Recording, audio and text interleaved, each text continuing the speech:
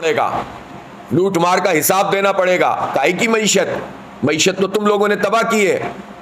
کہتے ہیں کہ شرجیل میمن تو ایک مڈل کلاس غریب آدمی ہے جن کو پارٹی نے یہ مقام دیا ہے. اس غریب آدمی کے ایک گھر کے ایک ٹینک سے 2 ارب روپے نکل جاتے ہیں. یہ میثاق معیشت ہے ان کا. تو زرداری صاحب کے بلاول ہاؤس سے اور وہ سارے ہاؤسز اور وہ ساری زمینیں جن پہ قبضہ ہوا ہے, اس سے اگر ڈالر برآمد ہونا شروع ہو جائیں تو کسی میثاق کی ضرورت نہیں ہے, اس لیے احتساب کی ضرورت ہے. ان سارے لوگوں کے احتساب کی جنہوں نے اس قوم کو لوٹا ہے. سسٹم کے نام سے کراچی میں دھندے چل رہے ہیں. جو ڈیولپر اور بلڈرز ہوتے ہیں ان کی زمینوں پہ قبضہ کر لیتے ہیں, گھروں پہ قبضہ کر لیتے ہیں, غریب لوگوں کو بیچاروں کو ہانک کر لاتے ہیں, ان کو زمینوں پہ لا کے بٹھا دیتے ہیں. ہم نے انڈر پروٹیسٹ حصہ لیا اور میں نے اس نتیجے پر اپنے ہاتھ سے لکھا تھا کہ یہ ایبسنس آف 31 ممبرز یہ جو موجود ہے, اس کی موجودگی میں یہ رزلٹ ظاہر ہے کہ انڈر پروٹیسٹ رزلٹ ہے.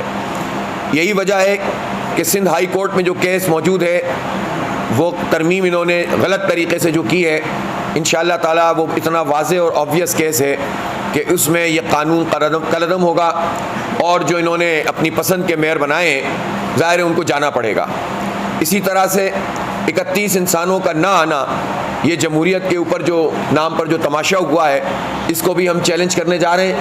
ہم نے الیکشن کمیشن میں اپنی پٹیشن جمع کرا دی ہے. اب اگر انہوں نے اس پر رسپانس نہیں دیا تو ہم ہائی کورٹ میں جائیں گے, اور ہمارے پاس سارے آپشن کھلے ہوئے ہیں, اور انشاءاللہ تعالی ہم اس قبضے کو برقرار نہیں رکھنے دیں گے. اور امیر جماعت محترم نے جو بالکل ٹھیک بات کہی کہ یہ میئر پیپلز پارٹی کے لیے گلے کا کانٹا بنے گا, نہ نگل سکیں گے نہ اگل سکیں گے, اور بالآخر ان کو شکست کھانی پڑے گی.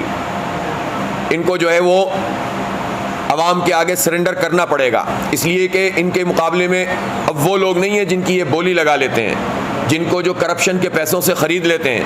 ان کے مقابلے میں جماعت اسلامی ہے, اور جماعت اسلامی اپنے مینڈیٹ کا تحفظ کرنا جانتی ہے. اور یہ مینڈیٹ صرف جماعت اسلامی کا نہیں ہے, کراچی کے 3.5 کروڑ عوام کا مینڈیٹ ہے. آپ یہ دیکھیں 15 سال سے پیپلز پارٹی کی حکومت لگاتار ہے, اس کے علاوہ بھی وہ حکومت کرتے رہے. اس لگاتار 15 سال کی حکومت میں نہ کراچی کا کوئی ایک بڑا منصوبہ پانی کا بنا, نہ سیوریج کا بنا, نہ ماس ٹرانزٹ کا کام ہوا, نہ سرکولر ریلوے بنی, نہ جو ہے وہ سڑکوں کا پراپر کام ہوا. کہ الیکٹرک مافیا کو انہوں نے مسلط کیا ہوا ہے, ان کے ساتھ ان کے حساب کتاب چلتے ہیں. کوئی ایک چیز بتائیں جو اہل کراچی کو جس سے فائدہ ہوا ہو. تعلیم کا نظام تباہ کر دیا, برباد کر دیا. میں تو اپیل کرتا ہوں اور دعوت بھی دیتا ہوں اسلام آباد کے تمام صحافیوں کو, تمام میڈیا کے دوستوں کو, دانشور حضرات کو کہ وہ آئیں اور کراچی کا وزٹ کریں, اس کی گلی کوچوں میں جائیں اور دیکھیں اس پارٹی نے اس شہر کا کیا حال کر دیا اپنے اتحادیوں کے ساتھ مل کر.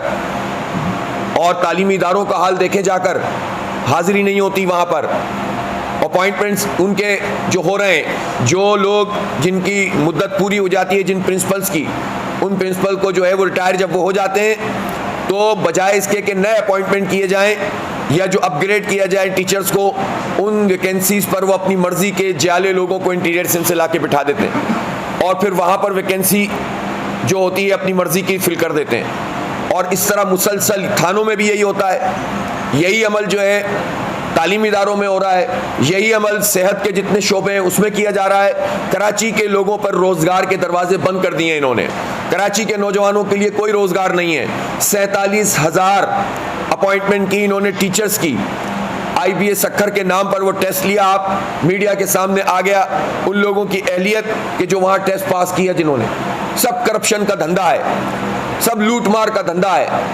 اور اس بنیاد پر اس پاکستان کے معاشی ہب کو, معاشی کیپٹل کو, اگر معاشی کیپٹل کوئی ہے تو وہ کراچی ہے, اس کو چلا رہے ہیں اور بدترین صورتحال سے دوچار کیا ہوا ہے. اور پھر کہتے ہیں کہ ہم میثاق معیشت کر لیں. یہ میثاق معیشت نہیں ہے,